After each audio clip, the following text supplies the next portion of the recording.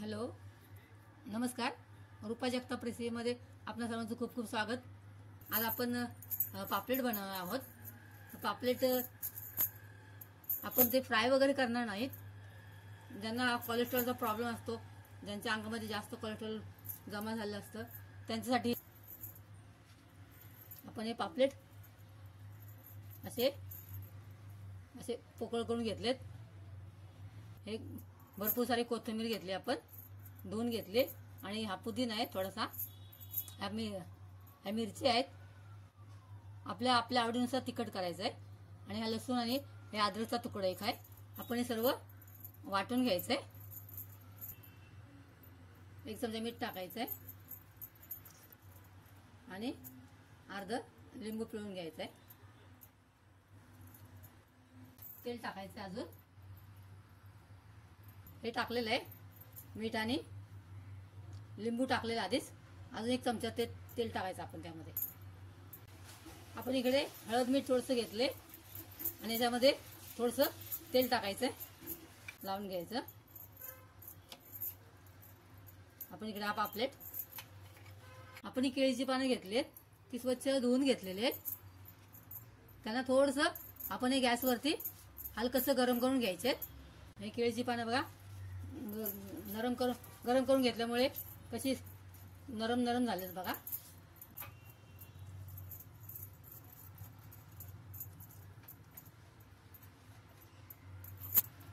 आतून वगैरे लावायचा मसाला असा व्यवस्थित.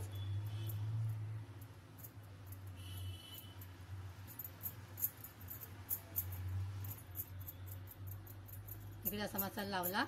आता हा पापलेट उलटा करायचा आणि इकडून पण छान व्यवस्थित मसाला लावून त्याला फोल्ड करायचा. आपल्याला असं कागदामध्ये त्याला बांधून ठेवायचं. अशा प्रकारे आपण हे बांधलेत. मच्छी केळीच्या पानामध्ये रॅप करून धाग्याने थोडा कव्हर केलंय. टोपामध्ये पाणी ठेवलेलं आहे, त्यामध्ये लिंबू टाकले, आपलं भांड काळं होऊ नये म्हणून. हे पापलेट आपण त्याच्यामध्ये एक एक करून ठेवायचं आहे. आणि 10 ते 15 मिनिटं, 10 मिनिटं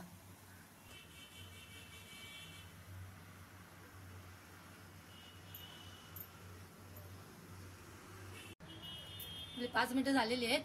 आता आपण दुसरी पलटी मारू.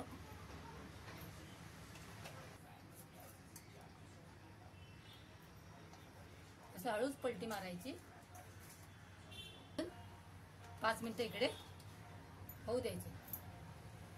हा 5 मिनिटं झालेली आहेत. आपण आता हे खोलणार आहोत.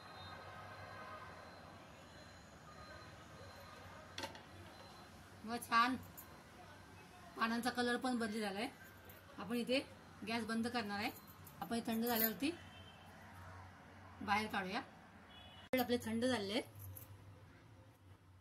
थंड झाले पापलेट. कैचीने धागे कापूया.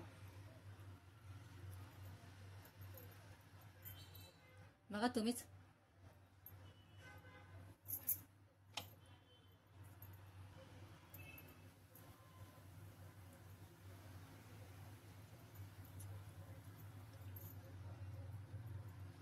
वाव,